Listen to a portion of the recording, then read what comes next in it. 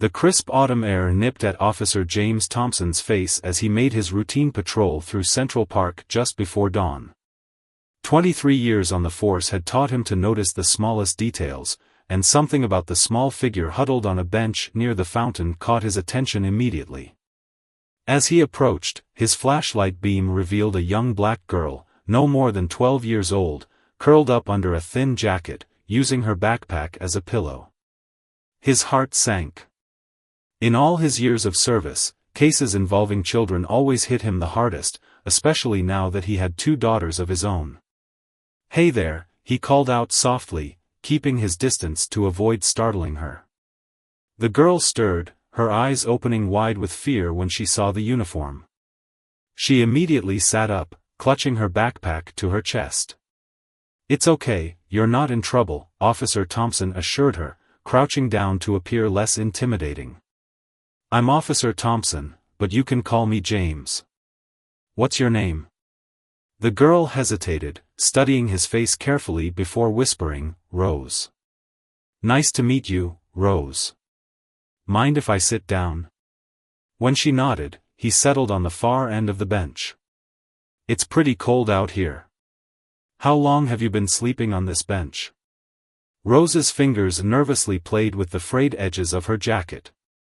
3 nights, she admitted, her voice barely audible. Officer Thompson felt his chest tighten. 3 nights. A child, alone in the park for 3 nights. "Where are your parents, Rose?" Her lower lip trembled, but she lifted her chin, showing a strength that broke his heart. "Mom's gone. Dad." She paused, swallowing hard. "Dad lost his job 6 months ago. He tries so hard, working whatever jobs he can find, but we lost our apartment 2 weeks ago. We've been staying at different shelters, but..." Tears welled up in her eyes. "But what, Rose?" Officer Thompson prompted gently. "The last shelter was full. Dad said he found a place that might hire him full-time, but it's in another part of the city. He's been taking the night shift at a warehouse too, trying to save up for a deposit on a new apartment." She wiped her eyes with her sleeve. "I told him I could stay with my friend from school, but..." "But you couldn't, could you?" Rose shook her head. Her mom already has 5 kids to feed. "I didn't want to be a burden. Dad calls me every night to check on me, and I hate lying to him, but I don't want him to worry. He's trying so hard." Officer Thompson sat in silence for a moment, his own eyes stinging. In his career, he'd seen countless cases of neglect and abandonment, but this was different. This was a father doing everything possible to provide for his child, and a daughter trying to be strong for her father. "When did you last eat, Rose?" She shrugged. "Yesterday morning. The lady at the coffee shop sometimes gives me leftover muffins when I wait outside." Officer Thompson reached for his radio, then paused. Protocol dictated he should call this in, get child services involved. But something told him this situation needed a different approach. This wasn't a case of abandonment, this was a family being torn apart by circumstances beyond their control. "How about we get some breakfast? There's a diner around the corner that makes the best pancakes in the city. While we eat, maybe you can tell me more about your dad and help me figure out how we can help both of you." Rose's eyes widened with a mix of hope and suspicion. "Are you going to take me away from my dad?" "No, Rose. I'm going to help you get back to him. But first, pancakes. Deal?" A small smile finally broke through her tears. "Deal." As they walked to the diner, Officer Thompson's mind was already working on solutions.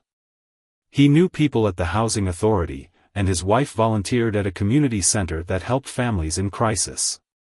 This wouldn't be an easy fix, but he was determined to help this family stay together. What he didn't know then was that this chance encounter would not only change Rose's life but his own as well. Sometimes, the biggest impact we can make comes not from following protocol, but from following our hearts and remembering that behind every struggle is a human story waiting to be heard. Rose's story was far from over, but for the first time in weeks, as she sat across from Officer Thompson in that warm diner, hope began to replace fear in her eyes. And for Officer Thompson, this was just the beginning of a journey that would remind him why he became a police officer in the first place, not just to enforce the law, but to protect and serve those who needed help the most. The morning light was streaming through the diner windows now, marking the start of a new day and, though neither of them knew it yet, the beginning of a story that would touch countless lives in the months to come.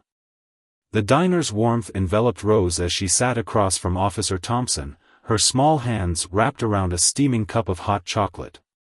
The stack of pancakes in front of her seemed almost too good to be true, and she tried to eat slowly despite her hunger. As she ate, Officer Thompson gently asked her more about her life, and gradually, her story unfolded like a delicate flower opening its petals to the morning sun. Before their world turned upside down, Rose and her father had lived in a modest two-bedroom apartment. Her father, David, had worked as a skilled carpenter for 15 years at the same company. Rose's eyes lit up as she described how he could fix anything, how their neighbors would always come to him for help with repairs, and how he'd taught her to build a birdhouse for her school project last year. "Dad always says that helping others helps us too," Rose said, pushing a piece of pancake through the maple syrup. "Even now, when we don't have much, he still stops to help people when he can." Officer Thompson noticed how Rose's voice filled with pride whenever she spoke about her father. It was clear that despite their circumstances, the bond between father and daughter remained unshakable. "The company closed down without warning," Rose continued, her voice growing quieter. "Dad said lots of people lost their jobs. He tried to find similar work, but..." She trailed off, pushing her plate away despite it still being half full. "May I pack that up for you to take with you?" Officer Thompson asked, noticing her hesitation. When Rose nodded, he signaled the waitress for a takeout container. While they waited, Officer Thompson pulled out his phone and made a few calls. Rose watched him curiously as he spoke in a low, urgent voice to someone about emergency housing and job placement programs. After the third call, a smile broke across his face. "Rose, I think I might have some good news. But first, we need to talk to your father. When does he usually finish his night shift?" "In about an hour," Rose replied, her eyes widening. "But he thinks I'm at my friend's house. He'll be so disappointed in me." Officer Thompson leaned forward, his expression serious but kind. "Your father loves you very much, Rose. That's clear from everything you've told me. And sometimes, when we love someone, we try to protect them even if it means carrying heavy burdens alone. Both you and your father have been trying to protect each other. But you don't have to do this alone anymore." Tears welled up in Rose's eyes again, but this time they weren't tears of fear or shame. For the first time in weeks, she felt like maybe things could get better. The next hour passed quickly as Officer Thompson made more calls and Rose told him about her school, her dreams of becoming an architect like the ones who designed the beautiful buildings she often admired in the city, and how she'd been trying to keep up with her studies despite everything. Finally, it was time to meet her father. Rose directed them to the warehouse where he worked, her anxiety growing with each step. Officer Thompson noticed her nervousness and gave her a reassuring smile. "Everything will be okay, Rose. I promise." They waited outside the warehouse as workers began streaming out, their shifts complete. Rose spotted her father immediately, and Officer Thompson's heart tightened at the sight. David was a tall man, but his shoulders were slumped with exhaustion, his work clothes worn but clean. Despite his obvious fatigue, his eyes were scanning the crowd, alert and aware, the instincts of a protective father never quite at rest. "Daddy!" Rose's voice cracked as she called out to him. David's head snapped up, his eyes widening in shock and confusion at the sight of his daughter standing next to a police officer. "Rose? What happened?" The fear in his voice was palpable as he rushed toward them, all exhaustion forgotten. Before Officer Thompson could speak, Rose ran to her father, throwing her arms around his waist. "I'm sorry, Daddy. I'm so sorry. I wasn't at Lisa's house. I've been sleeping in the park because I didn't want to be a burden on anyone, and I knew you were working so hard to find us a new home, and I just wanted to help, and..." David's face went through a rapid succession of emotions: shock, fear, grief, and finally, a deep, aching sadness as he held his daughter tight. "Oh, baby girl, what have you done? Why didn't you tell me? You could never be a burden. Never." Officer Thompson stepped forward, introducing himself and quickly explaining how he'd found Rose. As he spoke, he could see David's pride warring with shame, the kind of shame no parent should have to feel for circumstances beyond their control. "Sir," Officer Thompson said, his voice firm but compassionate, "I want you to know that you have an amazing daughter. She speaks about you with such love and pride. And now, if you'll let me, I'd like to help both of you." David looked at him warily, years of disappointment and closed doors evident in his expression. "Why would you want to help us?" "Because that's what communities are supposed to do," Officer Thompson replied simply. "I've made some calls. There's a temporary housing program through my wife's community center that has an opening.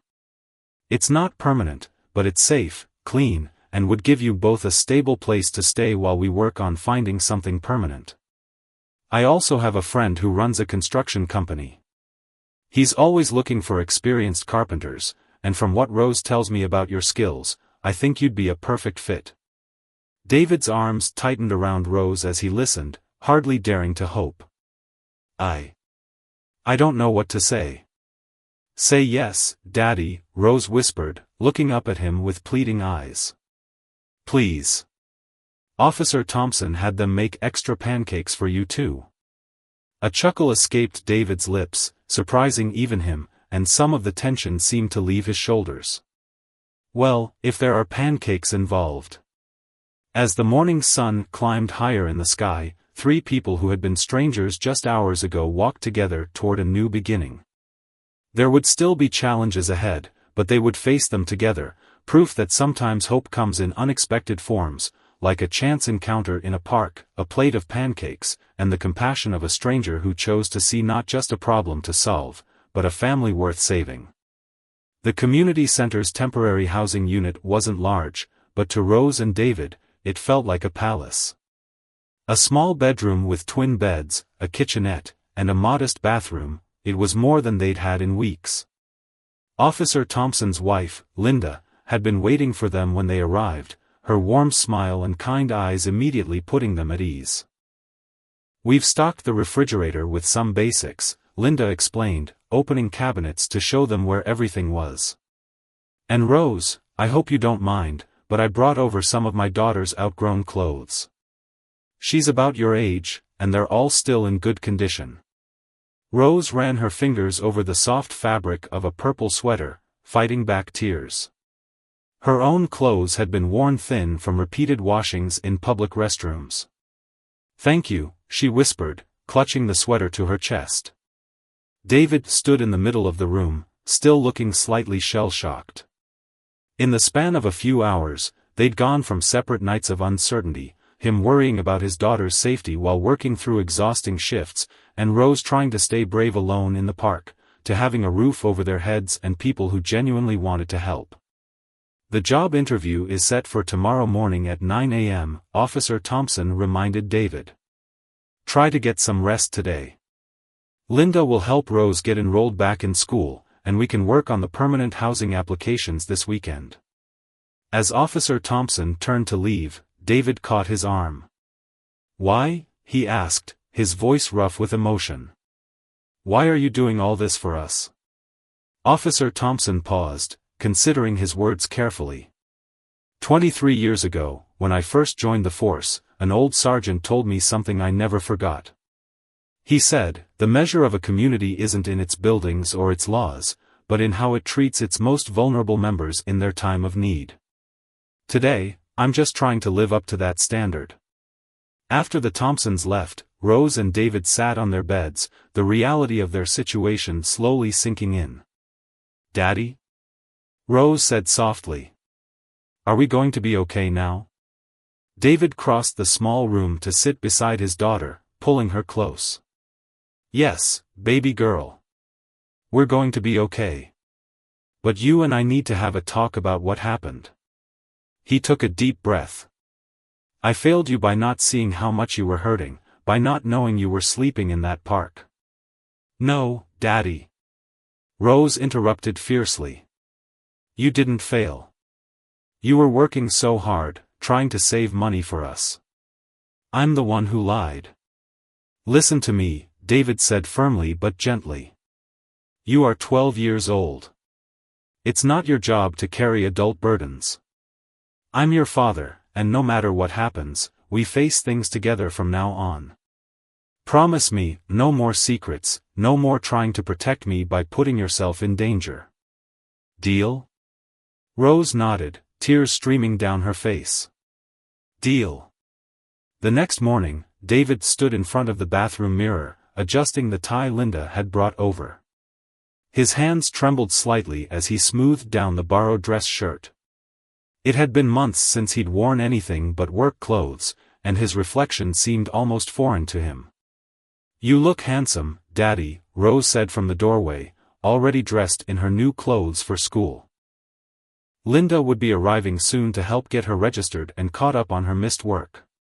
The construction company's office was bigger than David had expected, and he felt his anxiety rising as he sat in the waiting room. But when the owner, Mr. Chen, called him in, the interview took an unexpected turn. "James Thompson told me about your situation," Mr. Chen said directly, but not unkindly. "He also told me about your experience and showed me pictures of some of your past work that your daughter shared with him. But what really interested me was what he said about your character, how even during your hardest times, you never stopped helping others in your community." David shifted uncomfortably in his chair, but Mr. Chen continued. "I don't just need skilled carpenters, Mr. Williams. I need people who understand the value of community, who take pride in their work, and who can teach others. We have an apprenticeship program for at-risk youth, and I need someone who can be both a mentor and a master craftsman." By the time David left the office, he had more than a job offer, he had a future. The position came with health benefits, a steady salary, and most importantly, the opportunity to help others while doing what he loved. Meanwhile, Rose's first day back at school was a mixture of emotions. Her teacher, Mrs. Rodriguez, welcomed her back with a warm hug and discreetly helped her catch up during lunch breaks. Some of her classmates whispered and stared, but her best friend Lisa stood firmly by her side. "I wish you'd told me what was really happening," Lisa said during recess. "My mom would have helped, you know." Rose kicked at the playground wood chips. "I was embarrassed. And scared. But I learned something from all this. Sometimes being brave means asking for help when you need it." After school, Rose and David sat in their temporary home, sharing stories about their day. The simple act of being together, safe and warm, felt like a luxury they'd never take for granted again. A knock at the door revealed Linda Thompson, carrying a laptop.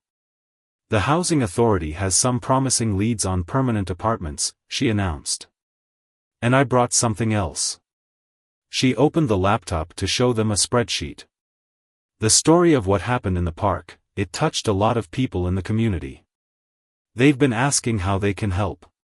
David began to protest, but Linda held up her hand. "This isn't charity, Mr. Williams.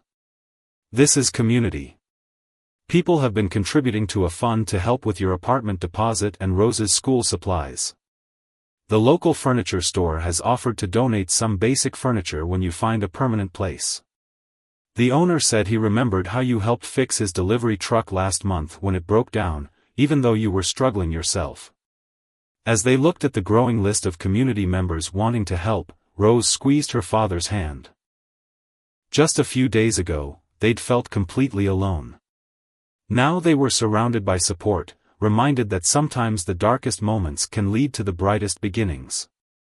That night, as Rose lay in her bed listening to the quiet sounds of her father's breathing from across the room, she thought about all the changes that had happened since that cold morning in the park. She pulled out her notebook and began to write, documenting their story. Someday, she thought, she would share it with others who might be losing hope, to remind them that even in the hardest times, they were never truly alone. 2 weeks had passed since that fateful morning in the park, and the changes in both Rose and David's lives were remarkable. David's hands were once again rough with honest work, but this time there was a spring in his step as he returned home each evening. The apprenticeship program at Mr. Chen's construction company had given him more than just a job, it had restored his sense of purpose. One evening, as Rose sat at their small kitchen table working on her homework, David came home with an especially bright smile. "You'll never guess what happened today, baby girl," he said, hanging up his work jacket. Rose looked up from her math problems, curious. "What is it, Daddy?" "Remember that young man in the apprenticeship program I told you about? The one who reminded me of myself at that age?" When Rose nodded, David continued, "Well, today he finished his first solo project. And you know what he said to me? He said, 'Mr. Williams, if you hadn't shown me how to believe in myself, I would have quit last week.'" Rose beamed at her father. She'd noticed how sharing his skills with others had brought back the light in his eyes, the same light she remembered from when he used to teach her about different types of wood and tools in their old apartment. Their conversation was interrupted by a knock at the door. Linda Thompson stood there with a folder in her hands and an excited expression on her face. "I think we found it," she announced, spreading several papers on the table. "It's a 2-bedroom apartment in a good neighborhood, close to both the school and your work, David. The landlord is part of our community housing initiative, and he's willing to work with us on the deposit." Rose and David huddled around the pictures of the apartment. It wasn't fancy, but it had large windows that would let in plenty of natural light, a small balcony where Rose could put her potted plants, and most importantly, it could be their permanent home. "There's something else," Linda added, pulling out another document. "Remember that community fund we started? Well, it's grown beyond our expectations. Several local businesses have contributed, and Mr. Chen even matched the donations from his employees. We have enough to cover your security deposit and first month's rent, with some left over to help other families in similar situations." David sat heavily in his chair, overwhelmed by the generosity. "I don't know how we'll ever repay everyone." "Actually," Rose interrupted, an idea forming in her mind, "maybe we can." She ran to get her notebook, the one where she'd been documenting their journey. "I've been thinking, what if we could help other families who are going through what we did? Not just with money, but with hope?" Over the next hour, Rose shared her vision.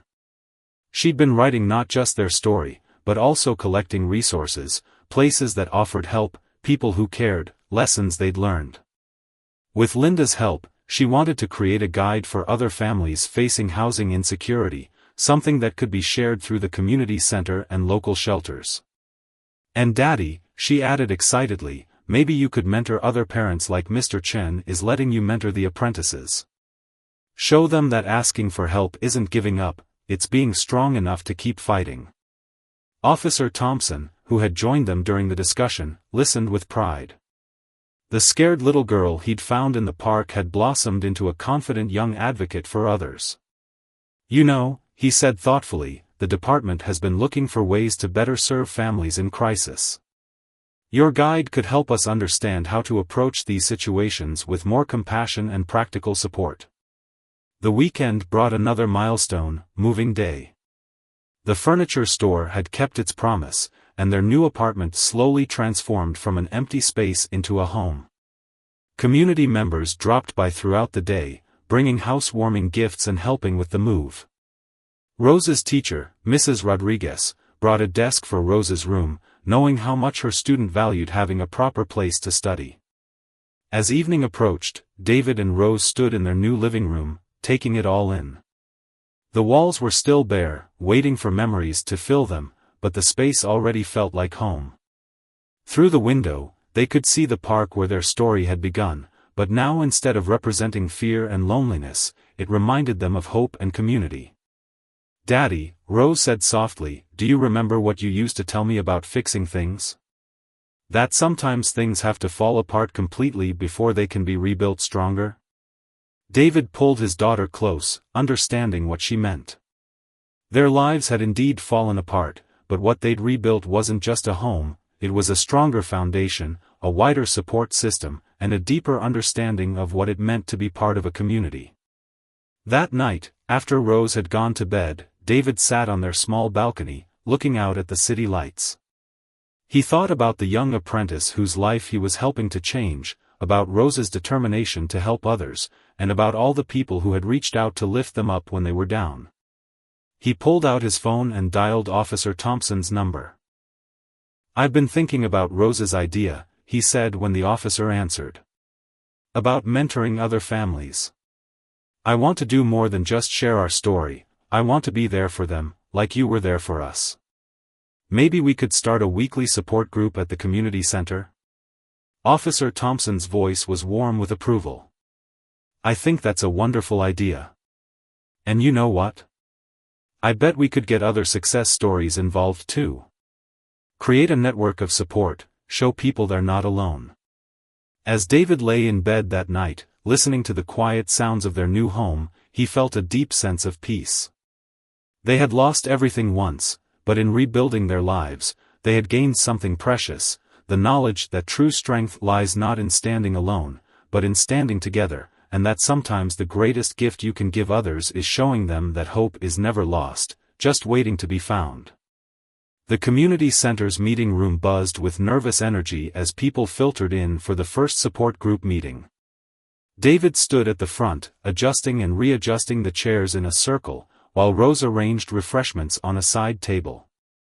They had spent weeks preparing for this moment, but seeing the room slowly fill with families facing similar struggles made everything feel suddenly real. A young mother entered hesitantly, clutching her toddler's hand. Behind her came an elderly man with his teenage grandson, then a single father with twin girls about Rose's age. Each face told a story of hardship, but also of courage, the courage it took to show up and ask for help. "Welcome, everyone," David began, his voice steady despite his nerves. "My name is David, and this is my daughter Rose.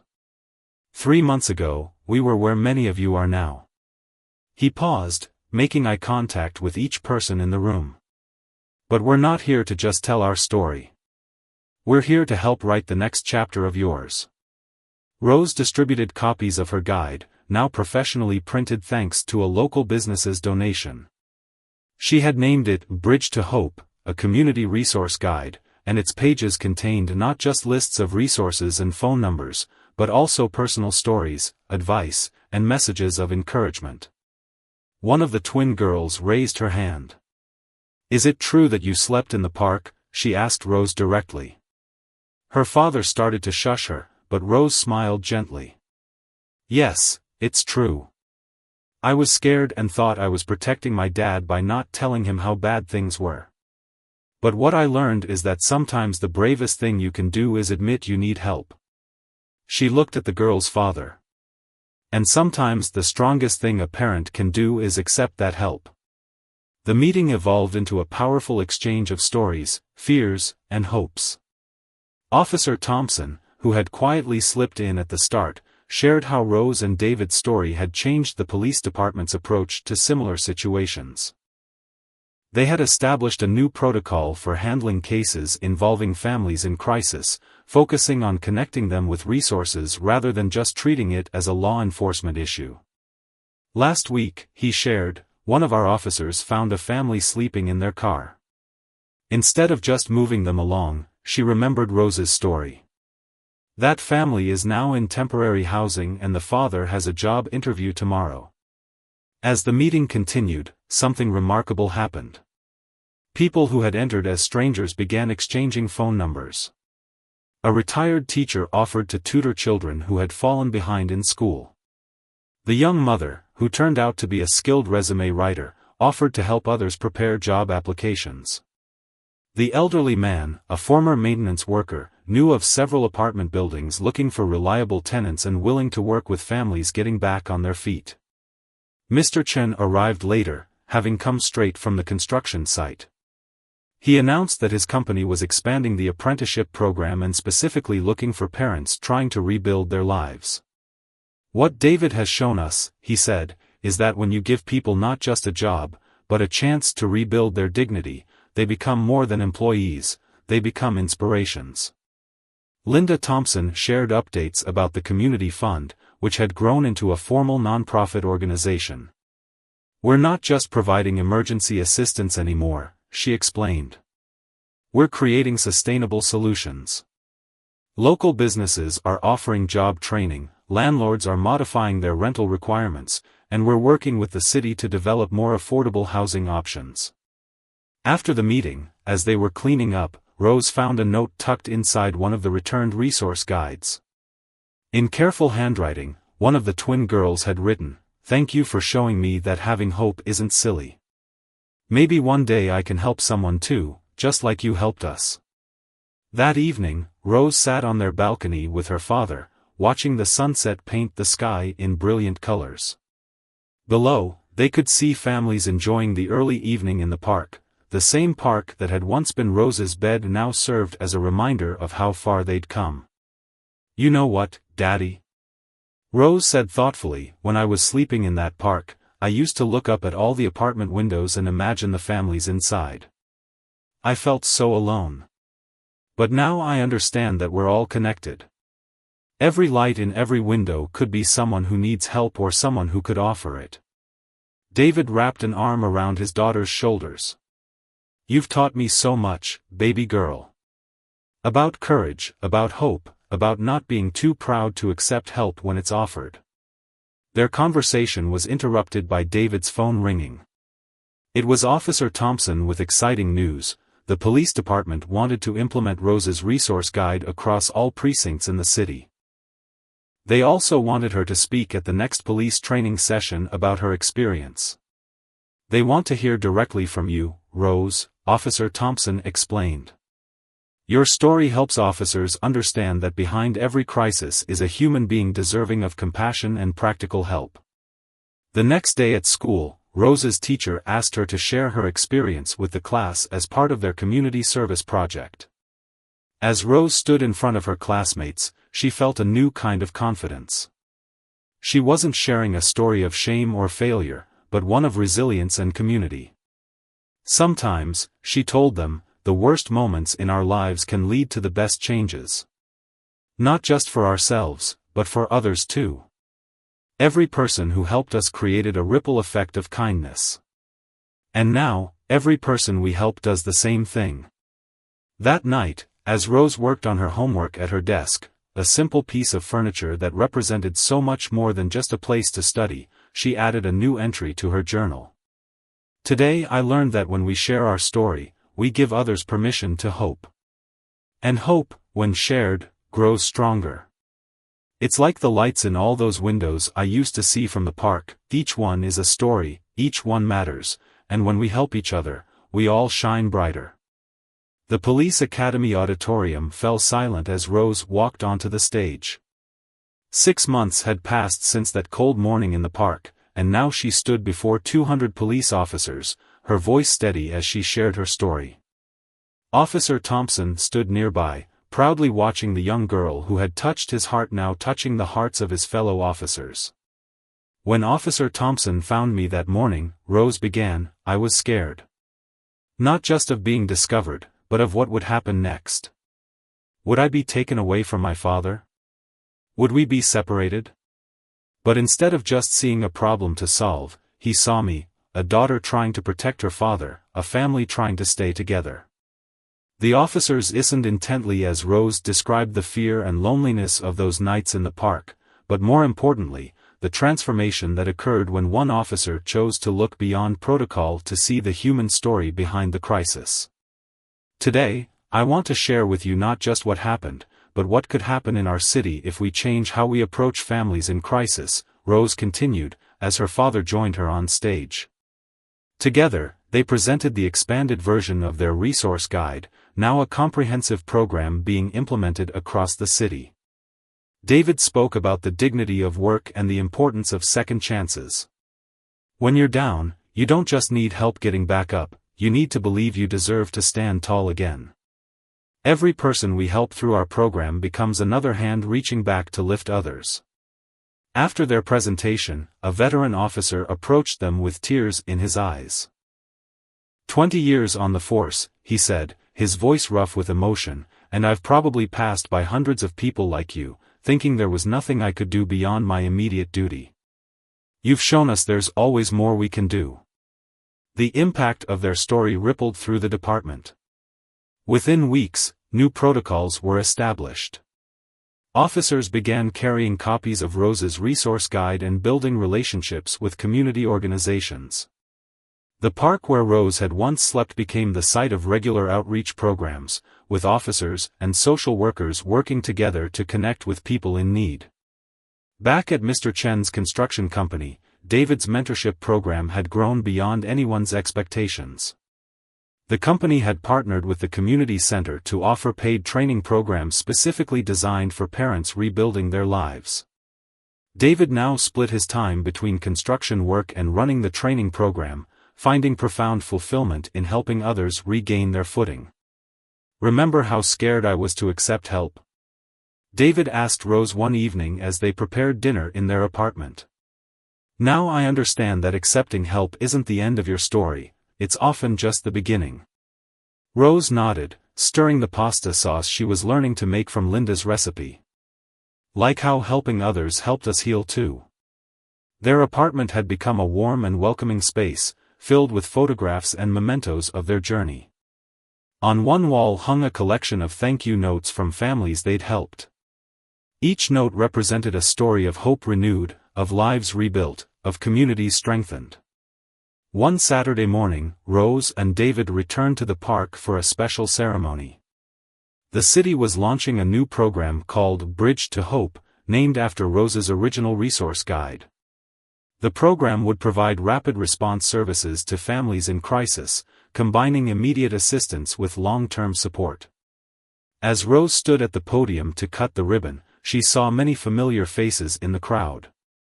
There was the young mother from their first support group meeting, now employed in helping other single parents navigate the system. The twin girls and their father were there too. The girls now volunteered at the community center, helping other kids with homework while their parents attended job training. "When I was sleeping in this park," Rose addressed the crowd, "I never imagined that one day we'd be standing here celebrating hope instead of hiding in fear. But that's what happens when we choose to see each other as people first, neighbors, family, community members who all deserve a chance to rebuild." The program's first initiative was the renovation of an abandoned building near the park into a family resource center.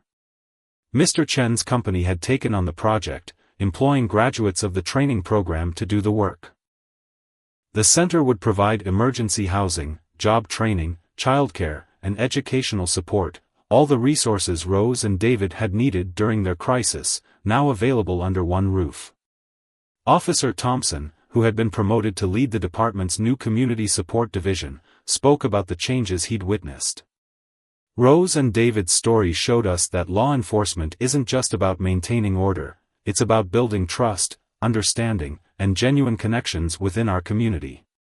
Linda Thompson shared updates about the ripple effects of their work.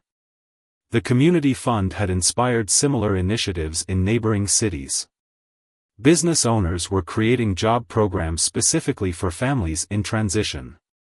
Schools were implementing support systems for students experiencing housing insecurity. That evening, as the celebration continued around them, Rose and David took a quiet moment to sit on their old bench by the fountain.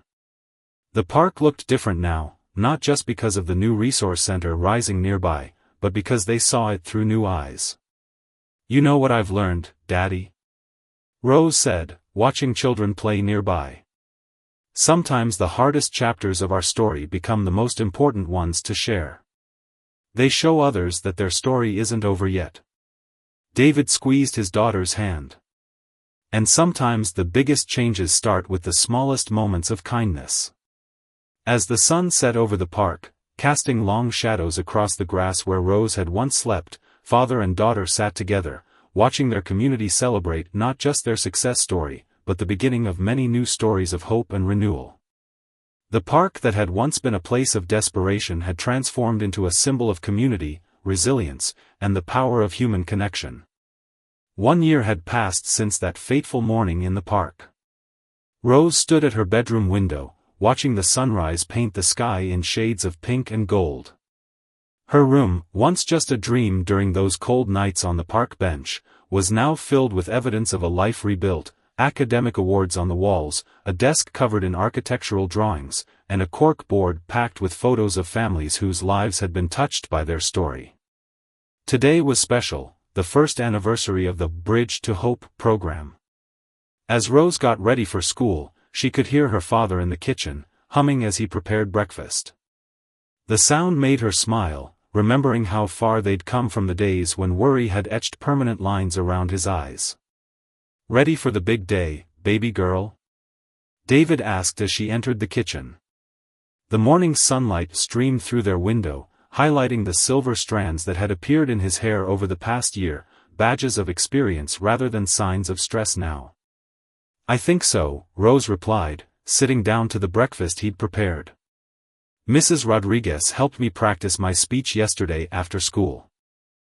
The community center would be hosting a celebration that evening, marking not just their personal journey, but the transformation of an entire community.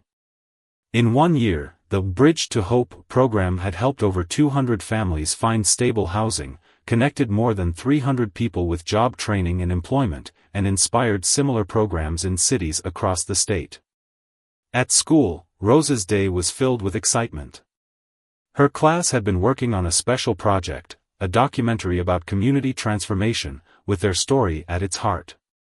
The twin girls she'd met at that first support group meeting were now among her closest friends, and together they had started a student outreach program to help other kids facing similar challenges.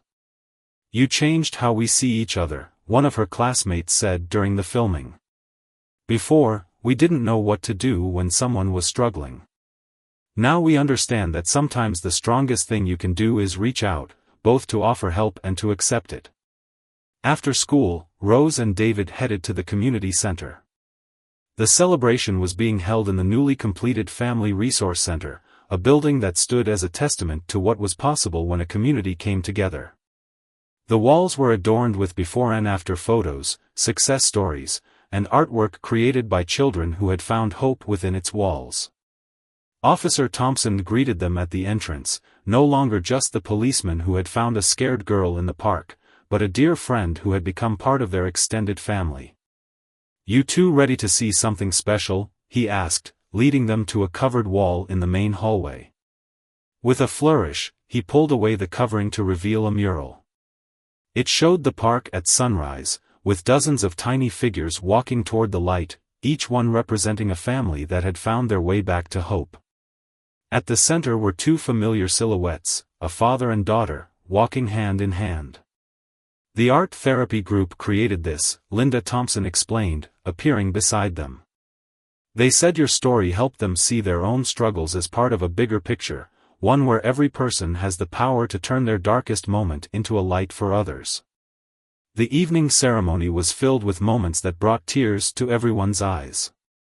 A parade of speakers shared how the program had impacted their lives. The young mother from their first support group meeting now ran the center's childcare program. The elderly man and his grandson had started a mentorship program connecting seniors with youth in need of guidance. Mr. Chen announced that his company had expanded its training program to 3 more cities, with David traveling occasionally to help set up new locations. "What started as one man's journey to rebuild his life," Mr. Chen said, "has become a blueprint for rebuilding communities." When it was Rose's turn to speak, she walked to the podium clutching the journal she had started during their darkest days. "1 year ago," she began, "I thought I was alone in the world. I thought being strong meant carrying my burdens in silence. But true strength, I've learned, lies in our connections to each other." She shared how their experience had shaped her dreams for the future. The architectural drawings in her room weren't just homework, they were plans for community spaces that would bring people together, designs for affordable housing that would help families stay together. That park bench wasn't the end of my story, she continued, her voice strong and clear. It was the beginning of our story, all of us, together. Every person who sleeps under the stars tonight needs to know that hope isn't just a word. It's all of us, reaching out, lifting up, refusing to let anyone face their struggles alone. The city mayor announced that the program would be expanded citywide, with new resource centers planned for every district. The police department's new community support protocols had become a model for departments across the country. What had started with one officer choosing compassion over protocol had grown into a movement. After the ceremony, Rose and David returned to their old bench in the park. The fountain still sang its gentle song, but the space felt different now. The park had transformed from a place of last resort into a symbol of new beginnings. "Look, Daddy," Rose pointed to the stars emerging in the darkening sky. "Remember how I used to count them to fall asleep when I was here? Now I count the lives we've helped change instead." David pulled his daughter close.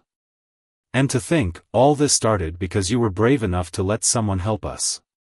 "No," Rose corrected gently, "it started because you taught me that love means never giving up on each other. Everything else grew from that."